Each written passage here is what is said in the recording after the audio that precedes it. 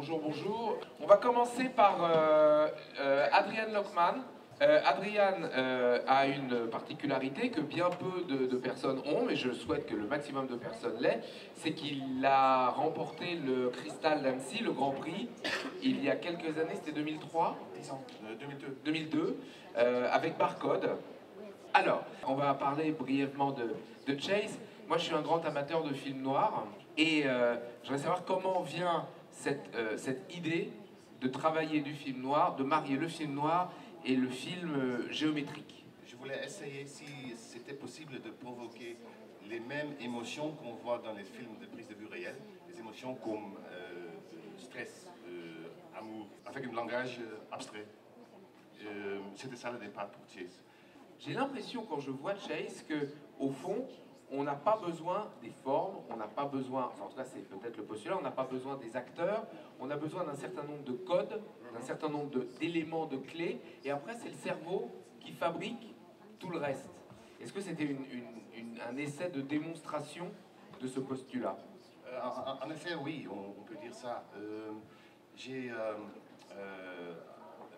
Avant de commencer avec le film, j'ai fait recherche. J'ai vu beaucoup de films de poursuites bien connus comme French Connection, Bullet, beaucoup de films de James Bond, pour voir comment on utilise les caméras, le montage et tout. Et en effet, j'ai fait le montage d'abord avec les plans qui viennent de ces films. J'ai eu le sentiment que ça... le pari était sans aucun doute réussi dans les scènes d'action, les scènes de poursuite, les scènes où on bouge. Et je me demande, finalement, là où l'humain est le plus important, je veux dire le regard de Lauren Bacall, la jambe de Faye Dunaway dans l'affaire Thomas Crown, ou des choses comme... Voilà. Et là, j'ai l'impression que comme on perd l'humanité, puisqu'on est dans le géométrique, c'est là où c'est le moins évident. Oui, c'est vrai, je comprends ce que tu veux dire. Parce que pour moi, c'était la première fois que dans un film, j'avais un lien vraiment narratif, mais même si le narratif n'est pas vraiment très important, mais c'est important quand même, parce que sans ce lien, c'est beaucoup difficile à suivre le film. Alors j'ai pensé que même dans un film de poursuite, on a besoin des acteurs, des caractères. Mais avec des éléments abstraits, c'est très difficile. Alors j'ai eu des acteurs avec des mains, avec des pieds, avec des yeux. Et là, j'ai pensé que c'était trop. Alors chaque fois, j'ai essayé de jeter les choses. Mais je me peux imaginer que des fois, alors le monde qu'on voit, c'est pas vraiment totalement abstrait, mais c'est plutôt illustratif. Et là, c'est vrai, on perd un peu l'esprit. Le processus est différent qu'un film normal, parce que moi, j'ai presque pas de storyboard, mais j'ai un scénario. Et au début, j'ai fait plusieurs tests pour convaincre les gens que c'était une bonne idée de faire ce film. Alors j'ai beaucoup écrit pour expliquer ce que je voulais faire. Et avec des petits tests et des morceaux de musique, apparemment, on a pensé que c'était une bonne idée. Merci Adrien. Et voilà. C'est un plaisir. Oui.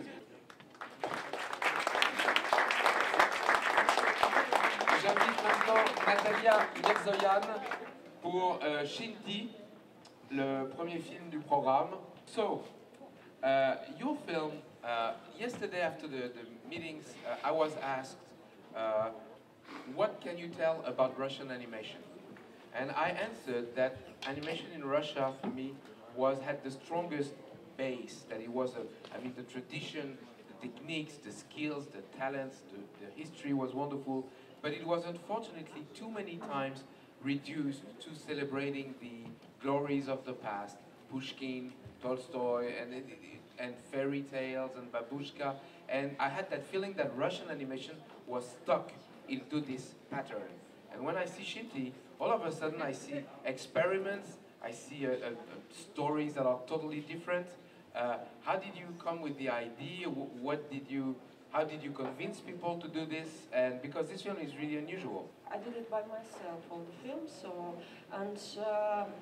originally by I don't know about Russian animation, but my nationality is Armenian, so maybe that's why I mixed. And about this idea, I was the story is that I was traveling in India for a month, and I was near this Taj Mahal, and I was really amused a lot. You know, it is great, and I just thought about all these bugs which are around, and they cannot imagine what is near there. So, as we human, we cannot imagine anything about universe, although the truth is very near to us. So I decided to make a story about it. What does your film mean? Does your film mean that we all have our dream that we will never reach, and having a stamp is better than nothing? No, it's not. I think the meaning is whatever. I will try to translate it in English because whatever we build or just imagine here, we can never imagine, you know, what is in reality. We can never say what is the truth. But maybe we have a little chance to do something to construct our imagination about the truth, about the beauty, and it is just about that we are. Of course, we are about a small human, you know. Yeah, we're That's very all. small, and each small human is composed in your film of even smaller pieces of fabrics or whatever it is. It is tea. Yeah. Yes. How did you come up with that visual idea? It is also very clear because when I came from India, I just tried to do it, and it was just an idea of 2-minute films, like an anecdote. It wasn't very, you know, so philosophical maybe. And I was just trying to do drawings, but nothing really happened. Okay, it wasn't okay, and I decided that I'm a little bit bored of drawing because I drew since I'm a child, and I must create something new that will be interesting to work with. And I decided that for India, the tea is the common, you know, thing. And because of my film is about India, it's connected with India, I must do it from tea. So connect the story and the visual, you know. And it is made from tea, mate, rooibos. Everything is connected with this drink. Have you done many films before? And if you are going to do more, are you going to use the same techniques or genre of technique? I'm not going to do the same techniques because this technique was strictly connected with the story for me, but never say no, you know. And I don't know, I have one film I had made before it, my first film, and it is now the second one, and also I'm working on serial in Russia. It's very famous and popular, it's called Smishariki, so I have done maybe 30 episodes. And in future, yes, of course, maybe I can never know what I will want to do in my life. I have some ideas. We hope you're back in Annecy at some point, and Thank you. we hope the best of luck for your film. Merci beaucoup. Merci beaucoup.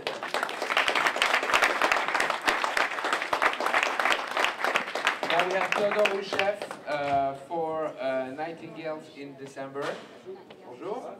Parlons des rossignols. D'abord que vous nous racontiez la technique de fabrication. La technique, j'utilisais des peintures d'acrylique et c'est qui j'utilisais aussi dans mon film précédent, Les Journaux de Lipset. Mais cette fois, j'ai décidé de faire un film plus instantané, plus spontané. Donc les peintures, les tableaux sont intelligents comme ça. Et je les filmais avec une caméra digitale. Donc quand je faisais les choses bouger, j'ai aussi bougé la caméra pour avoir un impact plus dynamique et plus comme des mouvements de train qui passent. Le film a été fait en 4 semaines. Pour faire un film de Theodore Roucheff, ils sont tellement personnels et tellement uniques. Comment on travaille au niveau de l'articulation entre l'image et le son? En ce cas-là, bien s'il y a un film musical, quand je travaille sur un film avec de musique, c'est toujours la musique qui est la première. Après ça, j'ai construit l'image, mais aussi j'ai eu l'image dans ma tête. Et comme c'était un film à carte blanche qui était commandé pour un festival, ils m'ont donné toute l'opportunité et toute la liberté de jouer avec ce que je voulais. Et que, pratiquement, j'étais 100% libre, qui est une règle pour un réalisateur, j'imagine. Alors ça, c'est quelque chose d'intéressant. Je dis toujours que l'animation, c'est un espace technique qui permet une incroyable liberté formelle. C'est-à-dire que si on veut faire un avion, on dessine un avion. Si on est dans une prise de vue réelle, il faut acheter un avion ou louer un avion. C'est un peu plus compliqué. Oui. Est-ce que la liberté, finalement, c'est une force ou est-ce qu'il y a une richesse et une ressource importante dans le dialogue avec d'autres producteurs ou d'autres intervenants? Vous savez, après les journaux de Lipset, je voulais vraiment me libérer. Donc, ce film-là était vraiment une telle libération artistique pour moi et mon relation avec les producteurs. Donc, oui, ce film-là est vraiment. La liberté d'expression était 100%. Ce que je dis toujours, c'est que ce n'est pas le festival qui fait les films, mais que ce sont les films qui font le festival. Et nous, on passe notre temps à remercier les auteurs et de nous confier leurs films. C'est un privilège. Comme vous le savez peut-être, depuis cette année, ce ne sont plus des comités de présélection composés de professionnels venant du monde entier qui font les présélections au mois de mars, mais nous avons intégré ce processus et ce sont donc les équipes du festival et le délégué artistique qui font la sélection. Et il semble qu'à chaque fois, eh bien, les films de Théodore Roucheff rentrent dans la compétition. Voilà, c'est pas forcément un hasard. En tout cas, on essaie d'être le plus éclectique possible. Et ça doit être que les films sont peut-être bons, peut-être. C'est pas totalement impossible. On sait jamais. Merci Théodore. The People Will Never Stop, Florian Pento. J'ai lu dans votre biographie que vous étiez passé par Partisan Lab. Oui, Partisan Lab, c'était la partie graphique qui s'occupait des animations 3D ou des effets spéciaux sur les films, dont en partie les films de Michel Gondry. Racontez-moi l'idée de départ de ce film qui, je ne vous le cache pas, m'a beaucoup surpris. C'est-à-dire que parce qu'il commence comme un film sur un sujet, tout d'un coup il y a un autre sujet qui arrive et à la fin il y a une fin que je comprends pas, que je n'attends pas, et le tout en très peu de temps. Donc quelque part, voilà. Parlez-nous de la démarche. Je voulais juste faire une histoire qui se concentrait sur les différents personnages, mais sans avoir de point de vue en disant que c'était bien ou pas bien, et que juste quoi qu'il se passe autour de ces personnes, ils ne réagissent pas. Et beaucoup des parties de ce film viennent de mon expérience au Japon, en fait, où j'ai été témoin, où des amis m'ont dit qu'il se passait ce genre de choses ou autre. Et ils s'attachent juste à des détails que nous, en tant que Français, on n'arriverait pas à accrocher des émotions, quoi. Je voulais faire un film, justement, qui parle du fait que ce groupe de personnes, quand ils sont en groupe, quoi qu'il se passe autour d'eux, ils ne réagissent pas. Et des petits détails que pour eux leur semblent importants, ils peuvent s'arrêter, ils peuvent prendre le temps de... Donc là déjà vous avez répondu à ma question sur la fin. J'imagine que les fleurs qui tombent, c'est les fleurs des cerisiers. Oui, voilà. Donc les fleurs des cerisiers n'ont rien à voir avec une symbolique commémorative sur un éventuel tsunami où il y a la mémoire qui tombe sous forme de fleurs. Non, non, pas du tout, non. C'est vraiment sur l'événement même de toutes les années, ces fleurs éclosent donc en avril. Et donc les gens s'arrêtent. Enfin, même s'ils passent 3 jours dans leur boîte à travailler la nuit et autres, le jour des cerisiers, ils sortent et ils vont s'asseoir sur un banc et ils regardent les fleurs. Et moi, je trouve ça assez intéressant. Le concept du film, c'était parti d'une foule. Donc j'ai fait des tests d'animation en essayant de personnaliser les personnages, qui soient tous un peu différents, et au final, l'effet ne me convenait pas. Je voulais vraiment que tous, ils se ressemblent assez. Et donc il fallait vraiment qu'ils soient le plus simple possible et que leur façon de marcher soit simple pour qu'on ne se concentre pas sur chaque personne une par une, mais qu'on se concentre sur le mouvement même de ce qui se passe. Et pour l'aspect aussi un peu graphique, au Japon, en fait, ils ont un art traditionnel, c'est les kokeshi, ce sont des petites poupées en bois. Et donc je voulais un peu marier cet aspect très simple de petites personnes qui marchent avec cet art traditionnel japonais pour essayer de faire quelque chose qui convienne au concept du film, mais en s'inspirant aussi de la culture japonaise. Je suis très content d'avoir parlé avec vous du film parce que je n'avais pas du tout compris ça. Même si, à nouveau, les films sont faits pour être vus sans mode d'emploi et sans explication, mais c'est toujours formidable et à Annecy, on aime ça. justement parler, échanger, s'engueuler, contester, se défendre, enfin bref, faire tout ce qui est humain. C'est essayer de s'enrichir les uns les autres. Un grand plaisir.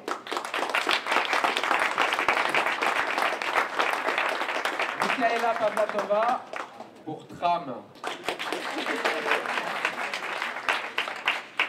So, tell me about how you got the idea first, how you pitch it to a producer, so you're in front of a producer, hey, I have this idea, and how do you explain?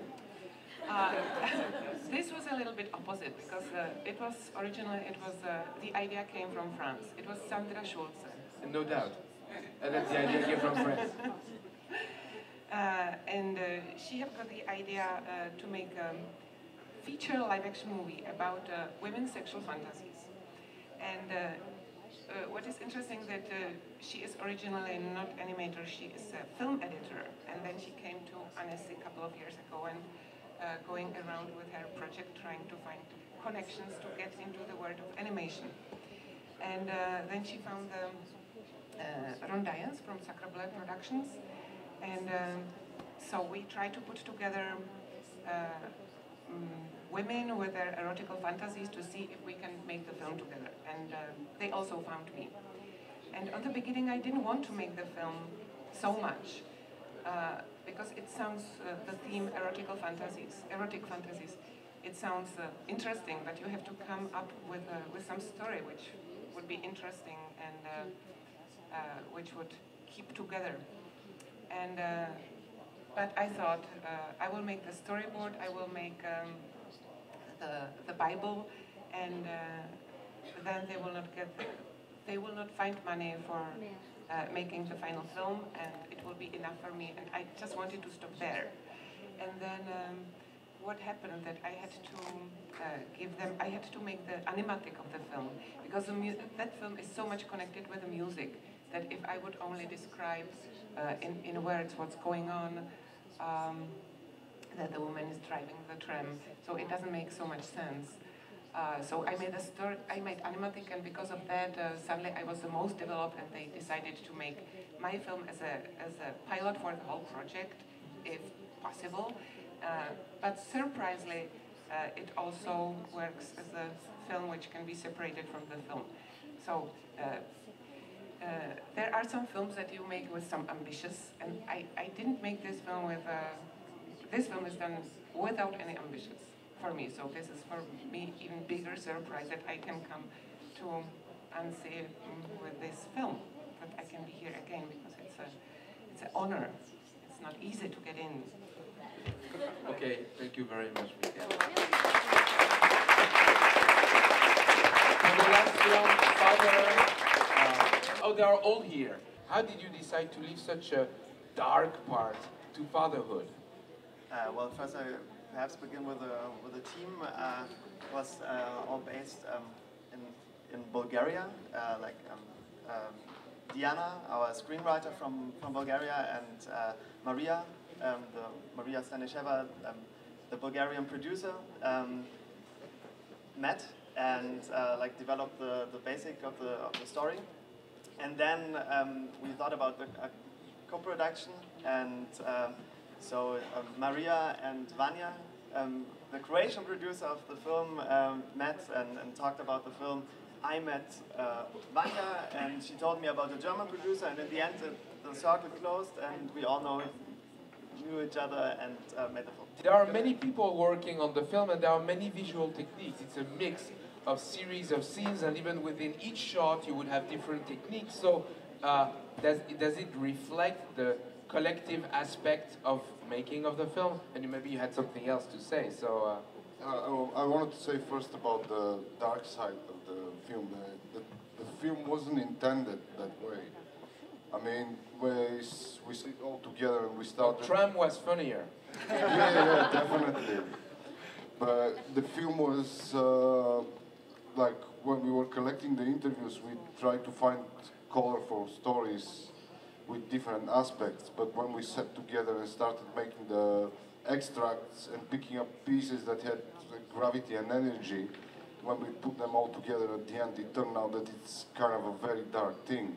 And it's kind of it was kind of a trial against the father. So in that sense, we invented the voice of the father who can respond. Otherwise, it was very judgmental towards this character. And as soon as we add up the voice of the father, it becomes some sort of a dialogue. So I wanted to add up about the dark side. No, that's correct. Now, about the technique, the technologies, the mix of technologies. Does any one of you have to answer something about that mix of technologies? The initial idea was because we kind of have a collective in Bulgaria. We set up this Compot collective, and the idea of this collective is to bring people together and work on creative projects all together and see if this is possible. So at that point we approached this journalist Diana Ivanova, and we were looking for a team to bring all people together, different people together, and she came with the team father.